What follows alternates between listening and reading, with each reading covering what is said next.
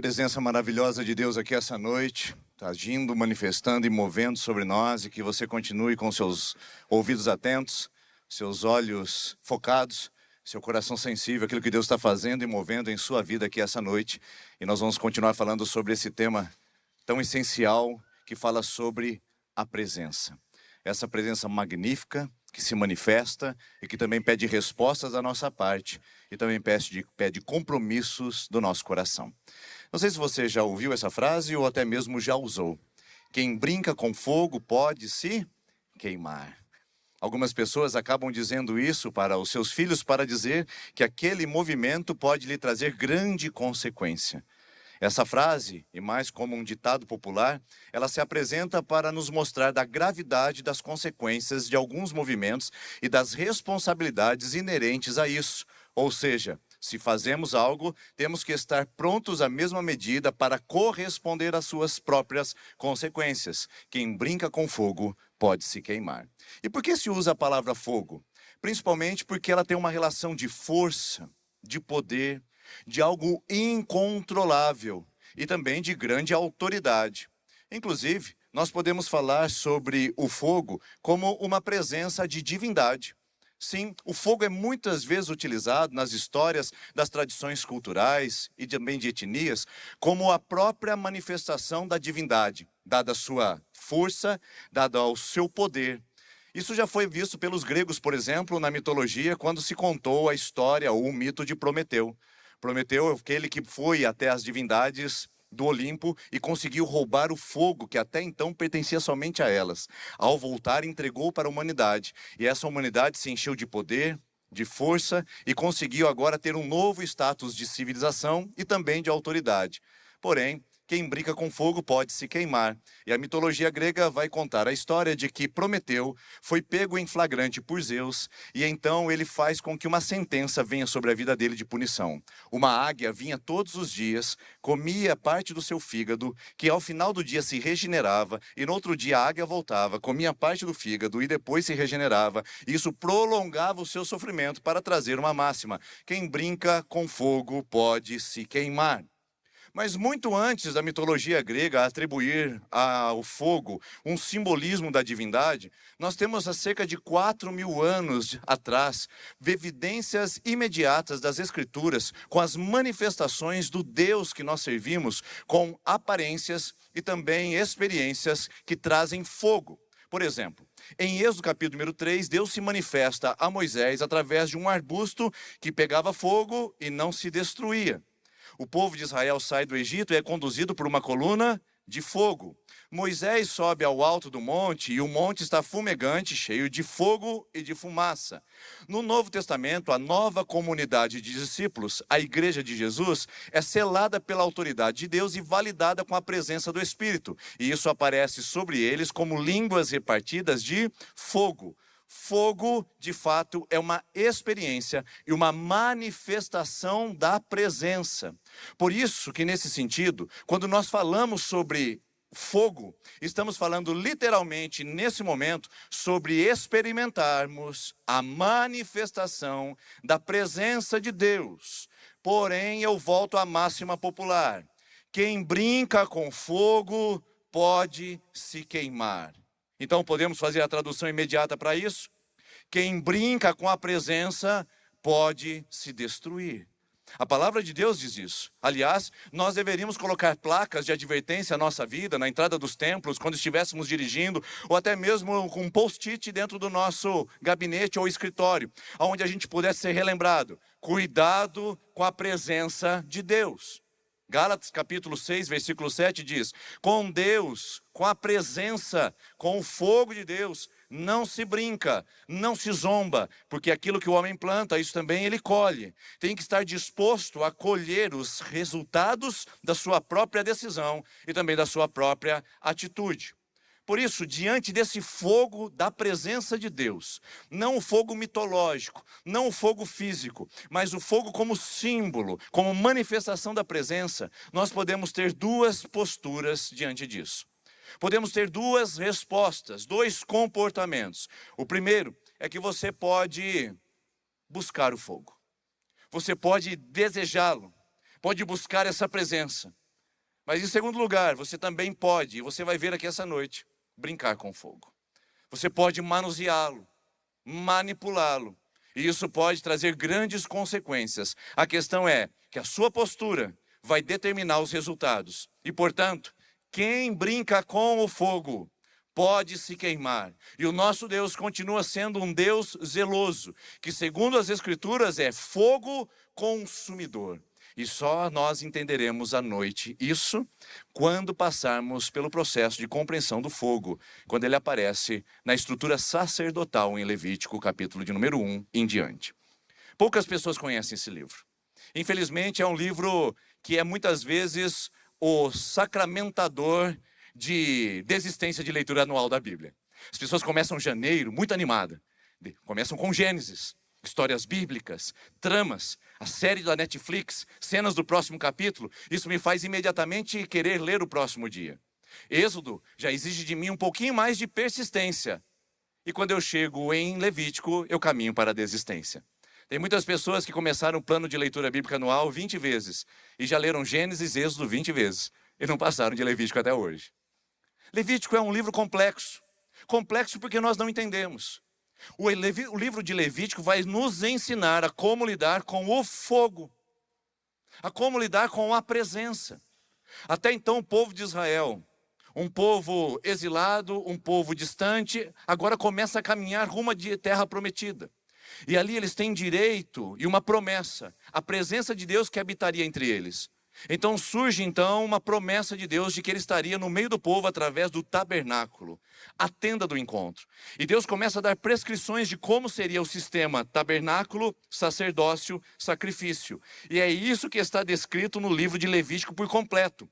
Ele é uma descrição detalhada de como deveria ser o holocausto, a oferta pelos pecados, como deveria ser o sacrifício de novilhos, de cordeiros, de pombinhos, como deveria ser a oferta de cereais, como deveria ser a veste do sacerdote, o peitoral que ele usava, como deveria ser lidado com as partes e as escórias dos sacrifícios, onde eles deveriam ser levados, o que era devido colocado no altar e como o fogo deveria ser aceso.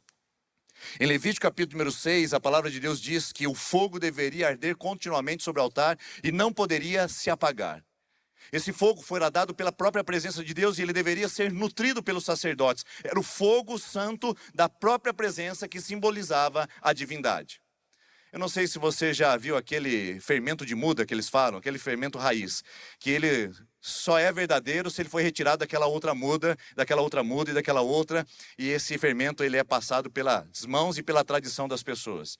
Esse fogo era mais ou menos essa mesma perspectiva. Havia um fogo inaugural, e dali daquele fogo, todo o sistema de sacrifício deveria então atender o altar, e o sacrifício imediatamente ser consumido por este fogo santo, que simbolizava a presença de Deus. Até que então, nós chegamos no ápice.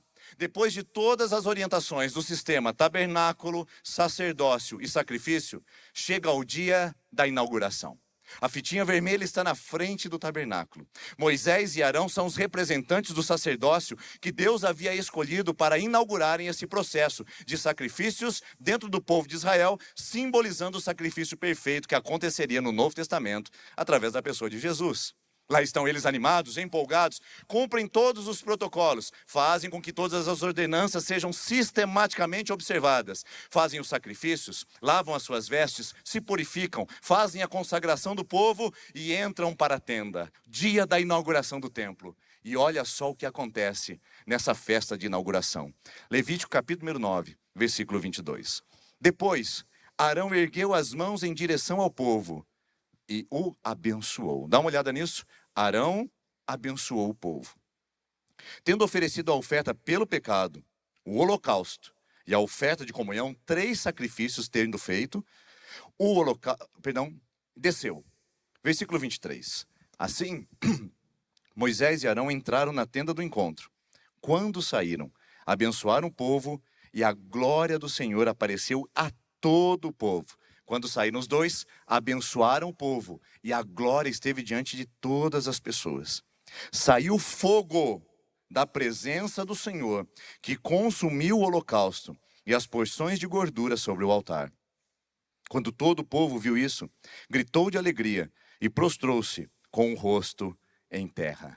Veja só, a manifestação da própria presença de Deus, uma epifania, vinda pelo simbolismo do fogo, consumindo aquele sacrifício. Uma labareda que vem do céu e diz: eu legitimo esse lugar, eu valido esse sacerdócio, eu correspondo a esse tabernáculo. E Deus legitima, carimba e sela a inauguração do tabernáculo com fogo. Mas dá uma olhada, que esse é um processo imediato do que acontece na vida e na espiritualidade de Moisés e Arão. Homens que carregam a presença, homens que temem ao Senhor nesse momento, e homens que fazem um processo de agir simplesmente por obediência. Moisés e Arão não estão trazendo novidade ao povo de Israel, eles não estão criando um método, uma técnica, eles não estão construindo um sistema em torno deles. Eles estão apenas observando, obedecendo o que Deus lhes havia ordenado, e estão cumprindo isso corretamente. A palavra de Deus diz em primeiro livro de Samuel, capítulo 15, versículo 22, quando Saul pegou o sacrifício e quis fazer uma oferta, sendo ele não sacerdote, ele chega e ao ponto de cometer o absurdo de sacrificar no altar do Senhor sem ser sacerdote. O Samuel chega, o profeta e sacerdote. Samuel olha para ele e diz: você está maluco, Saul? O Saul diz: eu queria vencer a guerra. Como você demorava, eu não podia descer sem a bênção do Senhor. E então Samuel olha para ele e diz: por causa disso, você será tirado do reino. Deus já escolheu um outro homem além de você. Porque de acordo com a palavra de Deus, e aí vem o texto que eu te citei, melhor é obedecer do que sacrificar. É isto que nós vemos em Moisés e Arão. Homens de obediência. E obedecem ao quê? A palavra de Deus. Não são seus achismos, não são suas ideologias, não são suas propostas doutrinárias. Deus ordenou e nós cumprimos. Ponto. Simples assim. E quando alguém age pela obediência, obviamente ela vai receber o resultado da obediência. Essa pessoa atrai a glória de Deus.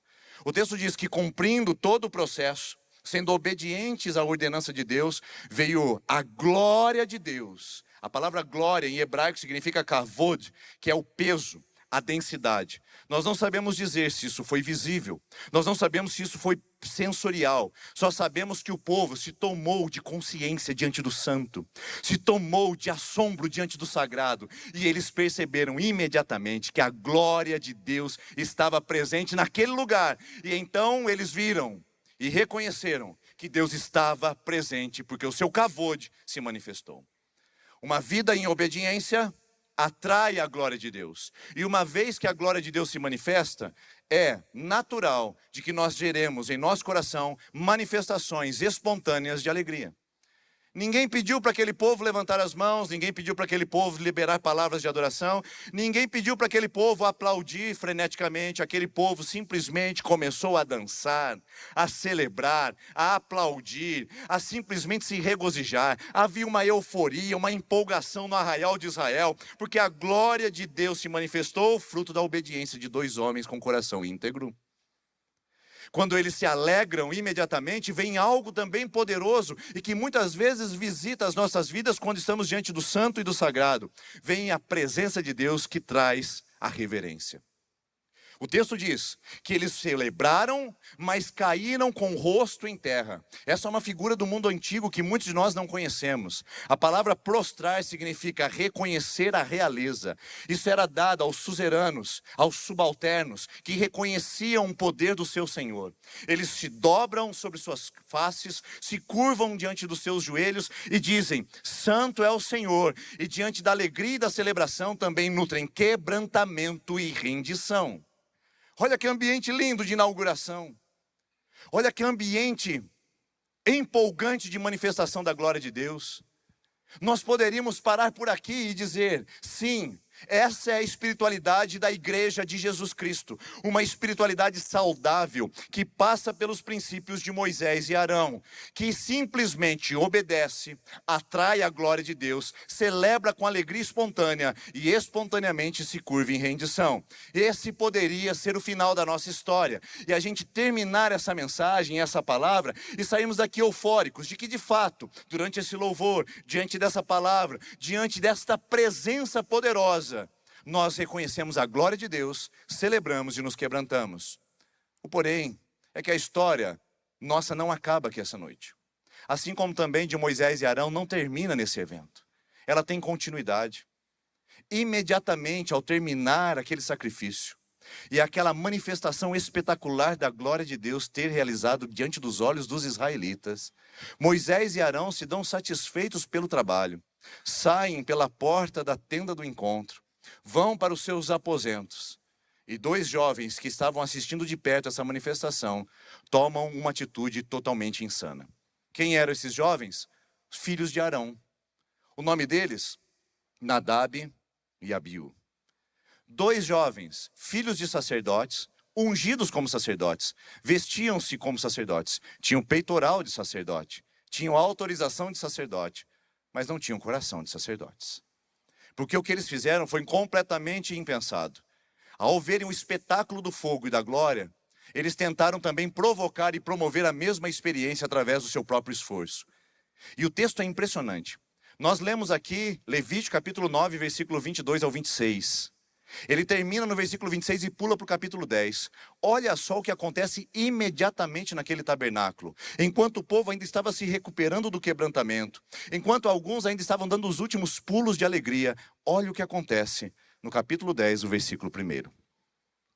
Nadab e Abiú, filhos de Arão, pegaram cada um seu incensário, nos quais acenderam fogo, acrescentaram incenso e apresentaram fogo não autorizado diante do Senhor. Ao contrário do que ele lhes havia ordenado. A palavra fogo não autorizado também pode ser traduzida como fogo profano ou fogo estranho. Então, saiu fogo. Atenção, saiu o mesmo fogo da presença de Deus. Porém, esse fogo não consumiu o holocausto. Os consumiu. E eles morreram ali diante do Senhor e diante do povo todo. Moisés disse a Arão: foi isso que o Senhor disse.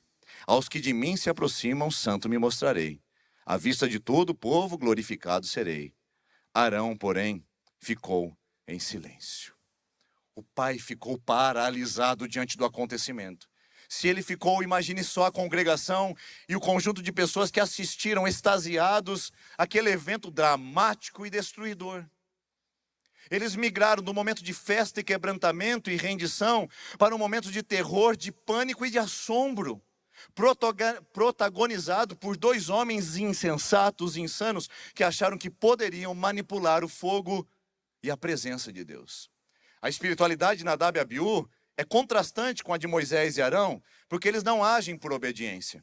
Enquanto Moisés e Arão cumpriram todos os rituais necessários para chegarem ao momento do sacrifício, esses homens pularam todos os processos, evitaram todos os rituais, ignoraram todas as ordens e quiseram produzir fogo por si mesmos. Esses homens, ao invés de atrair a glória de Deus, atraíram a indignação de Deus, sim, porque nosso Deus é Deus zeloso. Nosso Deus ainda continua sendo Deus com fogo consumidor. Sim, é um Deus que exige de nós reverência. É um Deus que também se indigna com a nossa irreverência, com a nossa displicência diante da sua presença. Um modelo muito prático de se entender que o próprio Deus fez isso nas Escrituras é o Deus encarnado Jesus Cristo de Nazaré. Quando ele entra no templo, em Marcos capítulo de número 11, ele encontra os cambistas fazendo negócios no templo e vem uma espiritualidade forjada, um fogo fabricado, bem ao estilo Nadab e Abiú. Jesus prepara o chicote, entra naquele templo, tomba a mesa dos cambistas e expulsa todos que lá negociavam e vendiam. Jesus se indigna, Jesus se ira com a religiosidade vã, com o fogo fabricado, com a displicência e também com a irreverência de quem trata a sua presença como coisa qualquer. Nadab e Abiú são aqueles que atraem sobre as suas vidas imediatamente a ira e a indignação. Não porque Deus é um Deus punitivo ou castigador. Nós já passamos essa fase de entendimento, não é verdade, irmãos? Mas não nos esqueçamos de que Ele exige reverência, ordem e respeito à sua própria santa e maravilhosa presença. Uma vez que a ira se manifesta, o ambiente muda. Ao invés de alegria, nós vamos agora ver tristeza. A tristeza toca o povo, o luto, o lamento. Arão mesmo não conseguia pronunciar uma palavra, ficou paralisado pela dor. Uma dor que irradiava e que trouxe sobre aquele povo, ao invés de uma santa reverência e temor, medo e pavor. A palavra temor é diferente de medo. Temor é reverência e respeito. Medo é pavor e paralisia. Enquanto Moisés e Arão nutrem uma espiritualidade saudável que gera reverência e respeito, nós temos uma espiritualidade tóxica de Nadab e Abiú que gera medo e pavor. Isso não traz maturidade nem traz relacionamento com Deus. Pelo contrário, só o afasta daqueles que praticam a espiritualidade de Nadab e Abiú. Agora, o que eu quero resumir com você é que a história poderia ter encerrado no evento de inauguração com Moisés e Arão. Mas não encerrou ali. E isso, na verdade, é uma metáfora para os nossos dias. Porque essa história também não encerra aqui. Os nossos momentos mais celebrativos e mais intensos de celebração não represam a possibilidade de nós enfrentarmos depois um grande desafio de uma espiritualidade tóxica, que toca o nosso inconsciente coletivo, que visita a nossa religiosidade superficial, que traduz conceitos equivocados da nossa fé e que nos faz viver a míngua e a mediocridade de uma espiritualidade doentia e nociva, perniciosa, que espalha veneno em nosso coração e em nossa comunidade, sem nos darmos contas, porque isso é sutil. O fogo estranho da presença pode ser sutil. Por isso, eu não posso parar só na primeira parte dessa palavra, que nos encoraja a buscarmos a glória de Deus e a respeitarmos essa presença. Mas eu sou responsável essa noite, irmãos, como arauto da palavra de Deus e do Evangelho, como aquele que tem a responsabilidade de pregar a palavra de Cristo, de advertir a igreja de Jesus sobre a espiritualidade tóxica e nociva de Nadab e Abiú, que visita nossos altares, que visita as nossas fileiras, que toca o nosso sistema de crenças e religioso atual, que faz do nosso mundo evangélico mais um circo carismático do que uma seriedade da palavra. É a minha responsabilidade com você essa noite, a avançar para as Escrituras e ver esse segundo evento, para que nós sejamos preservados, protegidos de uma espiritualidade que pode estar nascida, que pode estar nascendo, ou que pode estar sendo consumida por nós aqui essa noite, sem nos darmos conta, que é a espiritualidade de Nadab e Abiú. E eu receio, irmãos, receio de todo o meu coração, que talvez seja essa espiritualidade que esteja sendo protagonizada pelo mundo evangélico brasileiro. Por isso essa mensagem não é só para você. Essa mensagem é para você que assiste pela internet. Essa mensagem é para a igreja brasileira. Eu lamento você ter vindo aqui essa noite procurando uma mensagem de esperança. Mas eu não posso apenas lhe dar a primeira parte da esperança. A minha responsabilidade também é trazer clareza e lucidez sobre uma espiritualidade que está nascendo em nossos dias, está sendo praticada e nós não estamos nos dando conta que é uma espiritualidade que está prevalecente nos nossos dias. Eu receio que muitos dos nossos influencers, pastores, líderes, comunidades evangélicas sejam adeptos da espiritualidade de Nadab e Abiú e não de Moisés e de Arão. Por isso eu quero voltar ao texto com você, com o risco de ser redundante na leitura, mas se faz necessário para que a gente entenda o que aconteceu naquele dia. Vou ler novamente só a parte em destaque, que diz assim: pegaram cada um seu incensário, os quais acenderam fogo, acrescentaram incenso e apresentaram fogo estranho, fogo não autorizado, fogo profano diante do Senhor, ao contrário do que ele lhes havia ordenado. A espiritualidade de Nadab e Abiú está nesse texto. E eu posso garantir para você que os efeitos dela no Antigo Testamento ainda estão presentes nos nossos dias.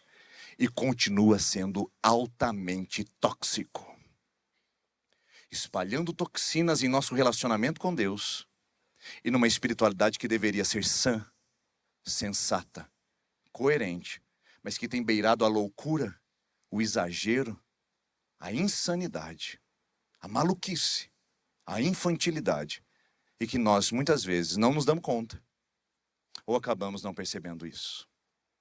Infelizmente, Nadab e Abiú se aproveitam de gente de dois tipos: o mau caráter, que usa dessa espiritualidade tóxica para se proteger e alcançar seu próprio projeto pessoal. E os ingênuos. Tanta gente boa sendo enredado por uma teologia antibíblica, anticristo, anti-evangelho. Tanta gente de bom senso, gente decente, sendo fisgada por uma espiritualidade que corrompe, destrói e espalha a mortandade. Tanta gente inocente, ingênua, que por causa de tempo ou falta de habilidade com as escrituras, está consumindo uma espiritualidade que lhe está matando, e por lhe estar matando, está também distribuindo isso aos outros. Quais são as características e os elementos que se apresentam na espiritualidade de Nadab e Abiú, irmãos? Primeiro lugar, e se você estiver anotando, pode fazer isso, é uma espiritualidade de performance. Em primeiro lugar, o que Nadab e Abiú buscam em nosso evangelicalismo brasileiro é uma espiritualidade de aparência, onde a performance do orador, a performance da igreja, a performance do marketing, a performance da propaganda estabelece muito mais as bases e as raízes nas quais se fundamentam a teologia do que a própria cruz e o Cristo. Infelizmente, o que nós vemos hoje, muitas vezes, é a proximidade do espetáculo, é a arte circense do evangélico. E não estou falando sobre beleza, não estou falando sobre artes. Aqui as nossas meninas dançam balé, aqui nós temos apresentação artística de alto nível, nós temos musicais. Eu não estou falando do tipo de beleza que nos enleva, eu estou falando do tipo de arte, dramatização, teatro, que manipula, que dissimula, que nos impede de chegar ao entendimento, que nos leva para longe de Deus ao invés de nos trazer para perto dele. Uma espiritualidade de performance é aquela que vem com maquiagem, é aquela que trata os seus pregadores e os seus influencers com um banho bem feito de propaganda. Quer ser um bom pregador? Esteja nas mídias sociais. Olha, pastor, eu acredito que para você ser um homem que seja notado na sociedade, você precisaria mudar o seu dress code. Está meio antiquado, está meio gaidinho. Os pastores de hoje usam camisetas baby look, apresentando o seu tórax e o seu bispe em saliência. Pastor, também os pastores de hoje têm cabelo, eles usam muito topete. Pastor careca não dá ibope. É preciso uma maquiagem, é preciso uma preparação ao camarim. Você precisa fazer um certo tipo de meditação transcendental, um aquecimento vocal. Você precisa bater no seu rosto, você precisa entrar como se fosse uma apresentação e um show evangélico. Você está achando isso um absurdo? É que talvez você seja do grupo dos ingênuos, que não sabe o que está acontecendo no circo evangélico do mundo atual. E talvez eles estejam visitando o seu algoritmo, que mostra o seu próximo vídeo, e você esteja consumindo atores performáticos, que simplesmente desempenham um papel, mas que não tem vida com Deus. Gente que não tem secreto, gente que não tem família, gente que não tem nem liderança sobre eles, gente que não tem vida no altar, que são vazios por dentro, e batem lata vazia diante do Senhor, mas conseguem arrancar aplausos de multidões. Gente performática, que um certo tipo de assessoria pode lhe trazer grandes ganhos financeiros. Gente performática, que diz que é o maior evangelista do Brasil, mas que cobra R$180 por pessoa para ser ouvido. Uma contradição sem tamanho, que nós consumimos, distribuímos e propagamos. Quando é que a igreja evangélica vai acordar de que nós estamos na cultura do pão e do circo, e não da palavra e da oração? Isso me angustia, irmãos. Porque eu tenho que lidar com isso o tempo todo. Com uma sedução de dar pão e circo para um povo que não quer nem a palavra e nem a oração. Eles querem o espetáculo. Eles querem a performance. Eles querem o desempenho. Bem ao estilo de Simão o Mágico.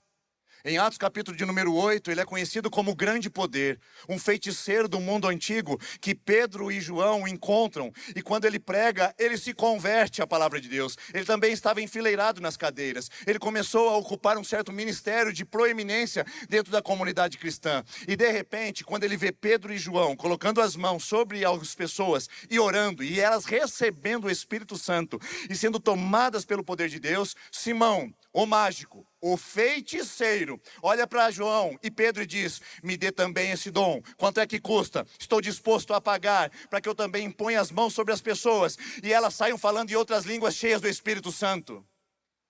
Espiritualidade performática. Eu sou o grande poder, disse Simão o mágico. Eu não posso perder de vocês. Eu tenho que concorrer com vocês. Me dê também esse dom por dinheiro. Eu quero aprender a performar como vocês. Pedro olha para ele com autoridade e diz: vai para o inferno com seu dinheiro. E pode olhar nas escrituras, não são palavras minhas. Vai para a perdição com seu dinheiro. Porque aqui não. Onde a palavra de Deus é pregada, não tem espaço para performance pessoal, para personalismo religioso, para aplausos humanos, para o grande poder carnal. Onde nós estamos, diz Pedro, é lugar da glória de Deus, e só a Ele é devida, porque Ele não divide a sua glória com ninguém. Nós não somos feiticeiros, irmãos. Nós não compramos o poder de Deus com o nosso dízimo.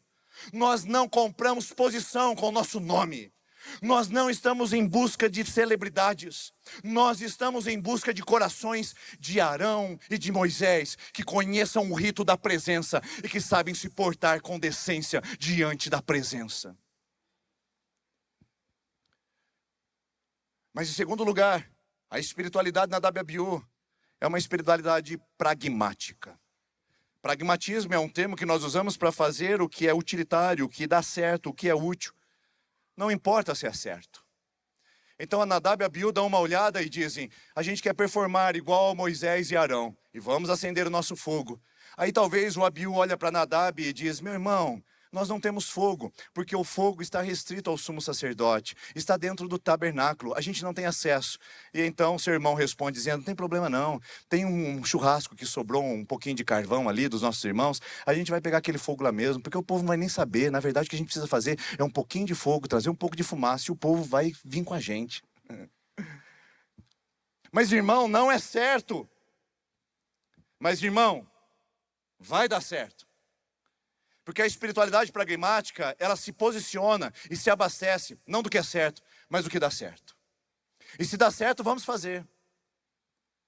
Se dá certo falar para as pessoas sobre as suas ofertas baseada no medo, vamos fazer. Porque é assim que elas contribuem. Dá certo, mas não é certo. A espiritualidade pragmática, ela usa de recursos, de técnicas, de modelos, de estratégias, de elementos. E ela traz isso para poder usar de qualquer maneira e a qualquer custo. Qualquer custo. É bem o estilo de Uzá. Não sei se você conhece esse nome. Mas o Uzá foi o responsável por trazer a Arca da Aliança, que estava na casa de Abinadab, de volta para a cidade de Davi. E lá em 1 Crônicas, capítulo de número 13, a gente vai conhecer essa história. A Arca da Aliança deveria ser levada sobre varões e argolas, carregada nos ombros dos sacerdotes. Aí o Uzá tem uma ideia brilhante. Para quê? Vai atrasar a viagem. A gente vai sofrer. O sacerdote vai fazer esforço. Eu tenho uma ideia. Eu tenho uma técnica. Eu tenho um carroção novo, 0 quilômetro, com bois que nunca foram utilizados para malhar trigo e nem para arar terra. Vamos usar esse carroção novo, 0 quilômetro, Mercedes-Benz, tirada da concessionária, e vamos colocar a presença de Deus lá. Não é possível que Deus não aceita, não é verdade? Afinal de contas é uma Mercedes, né? No meio do caminho, aquela carroça bate nas pedras, a Arca da Aliança desliza, e Uzá, que é o santo padroeiro das técnicas religiosas, conforme diz Eugene Peterson, coloca a mão na arca e morre imediatamente. Não porque colocou a mão na arca, mas porque adotou uma espiritualidade pragmática. Pragmatismo mata. Eu sei que você está esperando técnicas dessa igreja. Qual é o modelo de célula dessa igreja, pastor? G5, G10, G12, eu digo para você qual é. É gemendo. Nós estamos gemendo diante de Deus. Senhor, faz com que o teu povo viva em círculos e viva a comunidade para além do culto. Nós não queremos técnicas religiosas. Nós não queremos modelo de gestão e de explosão de crescimento. Nós queremos pastorear o teu povo, Deus. E muitos vêm para consumir técnicas, padrões, estratégias, métodos. Está acontecendo um fogo diferente em tal cidade. E lá vão os pragmáticos comprar passagem de avião e vão buscar um pouquinho de fogo estranho para trazer e acender nas suas próprias técnicas religiosas. Eu posso dizer para você, às vezes o fogo do lado de lá não é nem estranho, é fogo genuíno, de gente de consagração, de gente séria. Mas infelizmente, quando nós vamos com pragmatismo, a gente transforma o fogo genuíno em fogo falso, profano. A técnica pragmática se baseia apenas em uma espiritualidade que me dá métodos, alternativas e simplesmente estratégias, mas que não tem coração. Se dá certo, vamos fazer. Não, não, não. É o que é certo. Mesmo que tenha um preço, mesmo que seja mais demorado, mesmo que seja mais longo, a gente não faz o que dá certo. A gente não adota uma teologia que está atraindo multidões de pessoas porque está dando certo. A gente faz só o que é certo. Porque isso é a palavra de Deus. Jesus disse, eu sou o caminho, a verdade e a vida. E ninguém vem ao Pai a não ser por mim. Há um processo, há um caminho. E é Jesus Cristo. O problema é que hoje nós somos o atalho, nós somos a insinuação e nós somos a imitação. Estamos criando um caminho próprio do humano para o ser humano. Um fogo fabricado de homem para homem, que não traz transformação, não traz mudança de vida, gera euforia, gera empolgação, mas não tem prazo de validade. Ou melhor, tem prazo de validade. Em terceiro lugar, Nadab e Abiú tem uma espiritualidade profana. Eles pegam fogo de fora da presença. Eles buscam o que não é de Deus para colocar dentro da casa de Deus. Isso é forte, irmãos. Eu não sou retrógrado. Eu não sou antiquado. Mas nós não vamos admitir que o mundanismo seja utilizado como técnica de atração para o Evangelho. Nós faremos qualquer coisa que não seja pecado para atrair pessoas para Jesus. Nós vamos eliminar todas as barreiras que for possível. Nós vamos aumentar o foco nele, mas nós não vamos profanar o altar. Nós não vamos usar técnicas humanas. Nós não vamos pegar a PNL, a programação neurolinguística, e fazer dela um recurso para você entrar no mantra espiritual. Nós não vamos usar técnicas de hipnose para você ficar sem consciência e começar a responder a um evangelho que você nem entendeu.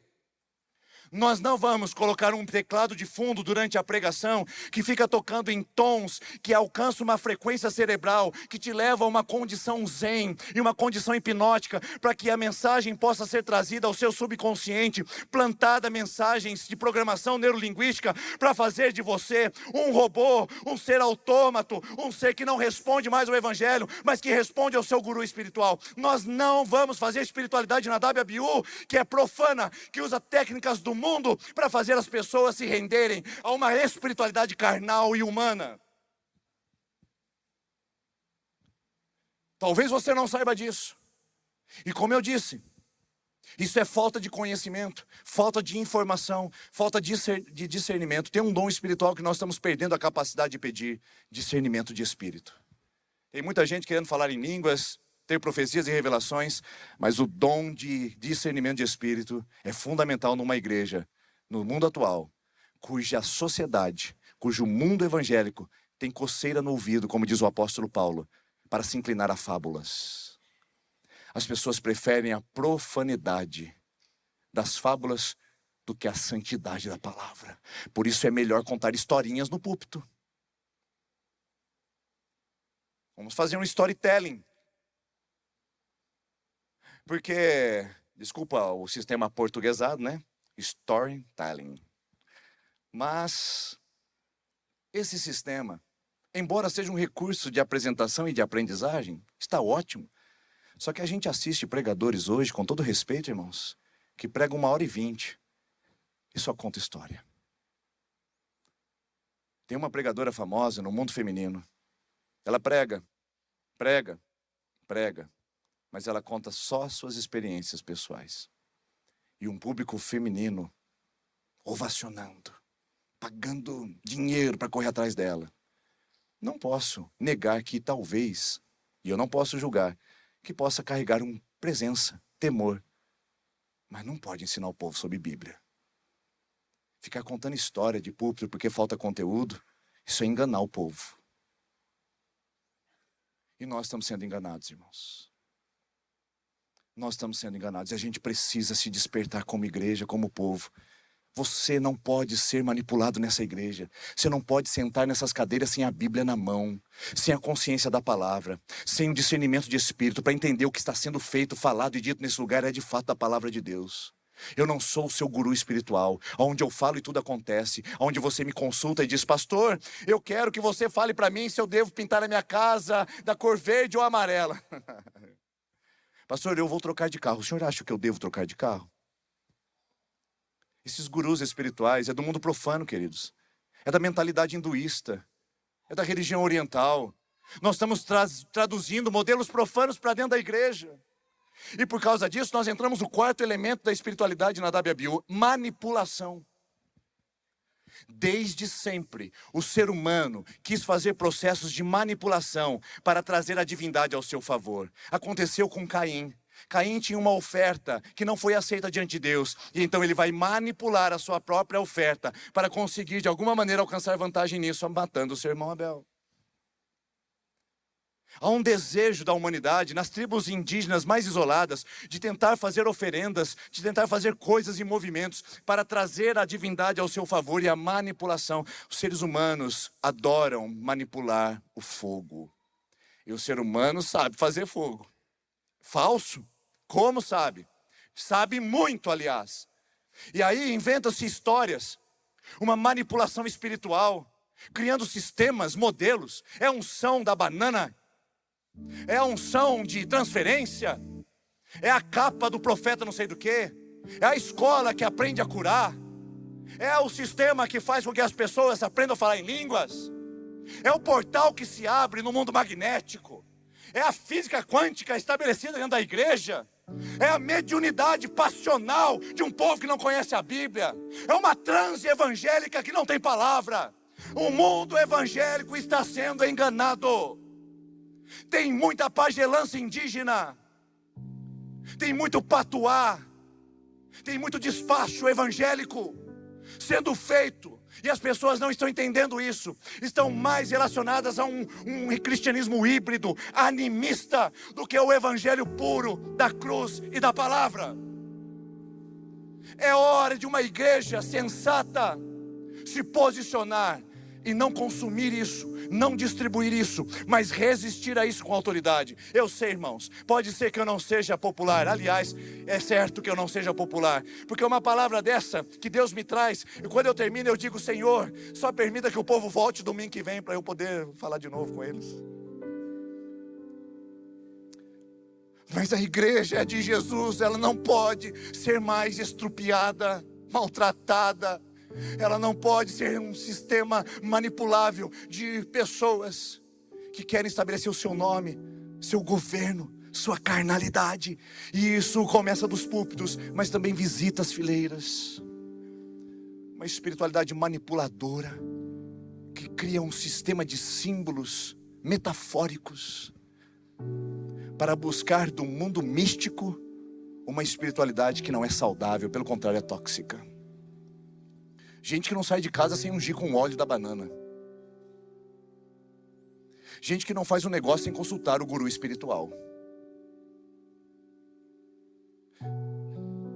O mundo evangélico está passando por uma crise de falta de palavra. E eu quero convidar você, em nome de Jesus, a sermos uma igreja que não se permite manipular. Nós vamos usar recursos. Nós vamos usar modelos.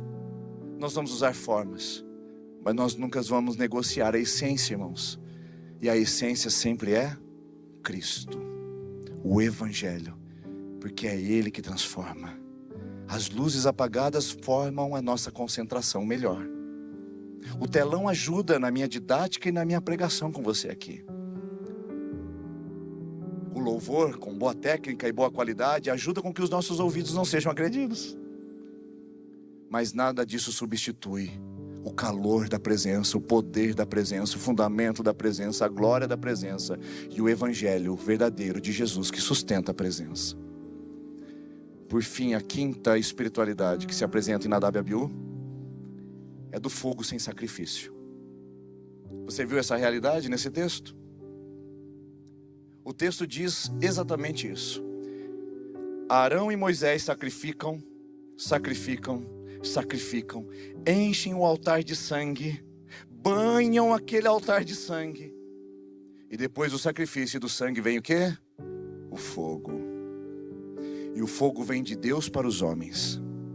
Nadab e Abiú não sacrificam, não banham o incensário de fogo, de sangue, não fazem a sua consagração ritual, não cumprem o ritual da graça de Deus naquele lugar, e querem oferecer uma oferta a Deus, uma performance sem sacrifício. Querem fogo sem sangue e fogo sem sacrifício. O fogo, meus irmãos e irmãs, vem sempre depois do sacrifício. Eu vou dizer isso novamente, que talvez você não tenha compreendido. O fogo vem sempre depois do sacrifício. O Pentecostes chega sempre depois do Calvário. Não tem fogo genuíno. Você pode pular, dançar, virar cambalhota. Você pode racionalizar, intelectualizar. Mas se não houver cruz e Cristo, se não houver sacrifício e sangue que foi vertido na cruz do Calvário pelo Filho de Deus, não tem fogo genuíno. Uma igreja sem Cristo, uma fé sem Evangelho, uma espiritualidade sem o sangue do Cordeiro, é uma espiritualidade tóxica, mentirosa, profana, pragmática, performática e que espalha a morte. Uma igreja sem Jesus, um púlpito sem Evangelho, canções sem cantar o sangue de Cristo, não atraem o fogo da presença, atraem o fogo do juízo. Ele vos batizará com o Espírito Santo e com fogo. O Espírito Santo é a presença, o fogo é o juízo. E isso pode consumir o que é errado do nosso meio. E aliás, essa é a nossa oração.